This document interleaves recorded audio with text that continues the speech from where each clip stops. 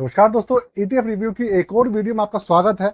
अपनी ईटीएफ की रिव्यू की सीरीज के अंदर मैं वन बाय वन जितने भी अच्छे ईटीएफ्स हैं जिनके बारे में आप जानना चाहते हैं, जिनके रिव्यूज देखना चाहते हैं, उनका वन बाय वन करके मैं जो विश्लेषण है वो आपके सामने पेश कर रहा हूं, क्योंकि पूरे यूट्यूब पर ईटीएफ के जो रिव्यूज हैं वो अवेलेबल ज्यादा नहीं है। वैसे तो ईटीएफ के अंदर लोग भैया कम ही पसंद करते हैं, लेकिन मैं आपको बता दूं, आने वाले जो साल हैं, आने वाले 2 साल 5 साल देख लीजिएगा आप, ईटीएफ के अंदर आपको इतना ज्यादा धमाकेदार इन्वेस्टमेंट देखने को मिलने वाली है और म्यूचुअल फंड जो है वो एक बार के लिए गुजरा जमाना हो जाएगा, जहां तक मेरा मानना है। रीजन सिंपल सा है, ईटीएफ के अंदर आपको दोनों चीजें मिलती हैं। एक तो जो म्यूचुअल फंड वाली सेफ्टी होती है, जो उसके अंदर आपको मल्टीपल ऑफ कंपनीज के अंदर इन्वेस्टमेंट होती है, जो म्यूचुअल फंड की सबसे बड़ी खासियत है, वो तो ईटीएफ के अंदर होती है। दूसरा, इसके अंदर आपको जो शेयर जिस तरीके से उनके अंदर ट्रेडिंग होती है, आपका उसके अंदर स्विंग ट्रेडिंग होती है, दूसरी चीजें जो होती है सेम डे के अंदर आना जाना एग्जिट करना, सारे फीचर जो होते हैं ईटीएफ के अंदर होते हैं। तो भाई इसलिए जो ईटीएफ है ना, उसके अंदर जितने भी अभी ईटीएफ के अंदर जितने भी लोग ट्रेडिंग करते हैं, वो जो पुराने लोग हैं जिनको एक्सपीरियंस है, अभी वही ईटीएफ के कॉन्सेप्ट को जानते हैं। नए लोग जो है ना, ज्यादा ईटीएफ के अंदर अभी हाथ साफ नहीं कर रहे। तो आज का जो ईटीएफ है उसका नाम होने वाला है Nippon India ETF Nifty mid cap 150। देखिए, ये जो हमारा ईटीएफ है, ये जो आपका मिड कैप कैटेगरी के जो हमारे फंड्स होते हैं ना, म्यूचुअल फंड जो होते हैं, जैसे कि एचडीएफसी मिड कैप फंड ले लीजिए, एसबीआई मिड कैप फंड ले लीजिए, उनका जो बेंचमार्क होता है वो होता है निफ्टी मिड कैप 150 या बीएसई 150 मिड कैप होता है। बीएसई का होता है या वैसे तो मैक्सिमम निफ्टी 150 मिड कैप ही होता है मैक्सिमम। तो इसका जो इंडेक्स है वो यही है। दूसरी बात, आपके जो मिड कैप के जो इंडेक्स फंड होते हैं, वो आपने म्यूचुअल फंड्स देखे, उनके रिव्यू भी देखे, उसी इंडेक्स का ये ईटीएफ है। सेम टू सेम है दोस्तों, सेम टू सेम है, कुछ फर्क नहीं है। अगर इंडेक्स फंड आप लेते हैं म्यूचुअल फंड में और आप ईटीएफ लेते हैं, तो उसके अंदर आपको कोई भी डिफरेंस देखने को नहीं मिलने वाला। बस फर्क यही है कि भाई एक एक्सचेंज ट्रेड पे स्टॉक मार्केट से मिलेगा, एक एएमसी से मिलेगा, इतना ही फर्क है। इसके अलावा और रिटर्न्स वगैरह में भी कोई ज्यादा फर्क नहीं मिलने वाला। एक्सपेंस रेशियो जो होते हैं उसमें फर्क दिखता। तो इसके अंदर, इस इंडेक्स के अंदर जो 150 निफ्टी 50 की, निफ्टी मिड कैप 150 की जो कंपनी है वो शामिल है। जो फंड मैनेजर, उसका कोई रोल नहीं है। पूरा रिव्यू देख लीजिए, आपको आइडिया लग जाएगा कैसा ईटीएफ है कैसा नहीं है। पूरी पूरी जो वीडियो है एजुकेशन पर्पज के लिए दोस्तों, किसी भी तरह का रिकमेंडेशन सजेशन बिल्कुल भी नहीं है, किसी तरीके की एडवाइस भी नहीं है। किसी स्टॉक मार्केट में कभी भी आप कुछ भी खरीदते हैं, बेचते हैं, इन्वेस्ट करते हैं, तो आपको जो फाइनेंशियल एडवाइजर है उसकी सलाह ले, क्योंकि भैया स्टॉक मार्केट के अंदर रिस्क हमेशा रहता है। मार्केट अभी गिरी हुई है, आपको पता है कितनी ज्यादा डाउन है ना। तो इस चीज का हमेशा ध्यान रखिएगा, किसी के कहने पर मत चलिएगा। अब शुरू करता हूं मैं आज के रिव्यू को। ईटीएफ का नाम होने वाले Nippon India ETF Nifty mid cap 150। इसका जो एनएवी है वो है 197 रुपए 71 पैसे। और मैं आपको बताऊं कि ये तकरीबन 5 साल पुराने ईटीएफ। और एक चीज आपको बताना चाहता हूं कि ना, कुछ लोग जानना चाहते हैं कि क्या जैसे मिड कैप 150 ईटीएफ है, ऐसा क्या जो हमारा स्मॉल कैप 250 इंडेक्स है, क्या उसका भी कोई ईटीएफ है? बिल्कुल है। सिर्फ दो ही एएमसी ऐसी हैं जो कि इस तरीके का ईटीएफ। आप सोचिए कि इंडेक्स फंड कितने सारे होते हैं, mutual fund small cap category कितने सारे हैं, लेकिन अगर ईटीएफ की बात करूंगा ना, सिर्फ 2 ईटीएफ है अवेलेबल मार्केट के अंदर, और कोई है ही नहीं।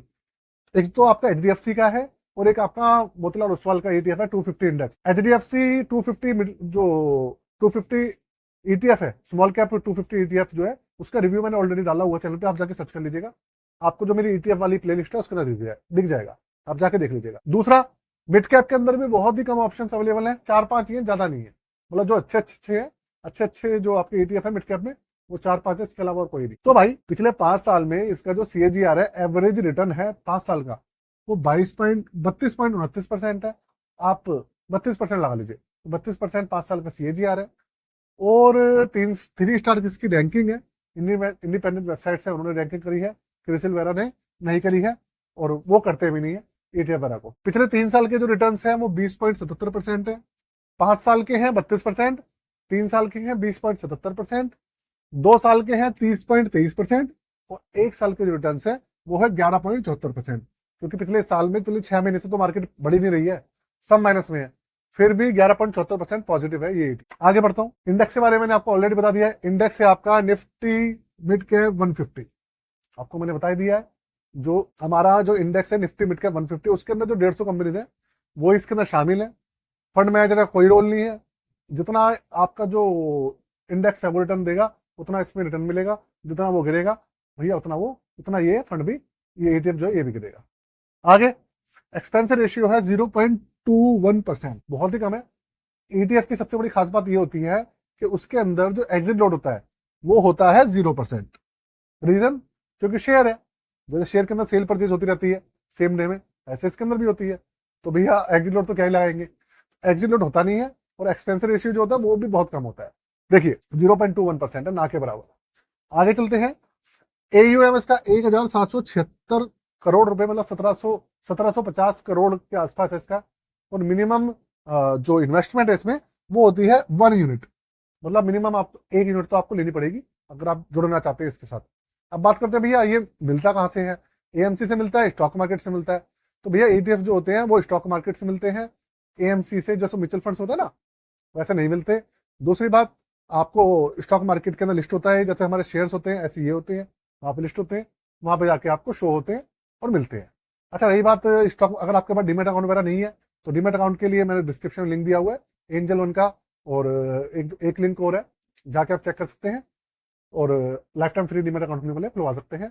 दूसरी बात, अगर आपको अपना जो पोर्टफोलियो है नया बनवाना है, रिव्यू करवाना है, हर साल में एक बार रिव्यू कराना बहुत जरूरी होता है। आप अपना पोर्टफोलियो रिव्यू भी करा सकते हैं, अपना पोर्टफोलियो बनवा भी सकते हैं।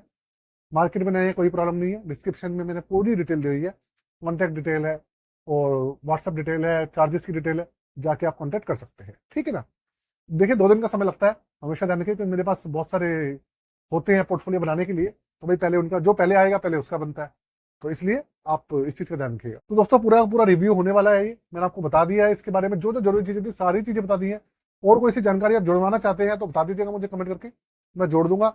और पूरी वीडियो एजुकेशन पर्पज के लिए मैंने आपको फिर से बताया, किसी तरीके का सजेशन या रिकमेंडेशन बिल्कुल भी नहीं है। तो आज के लिए दोस्तों जय हिंद, वंदे मातरम।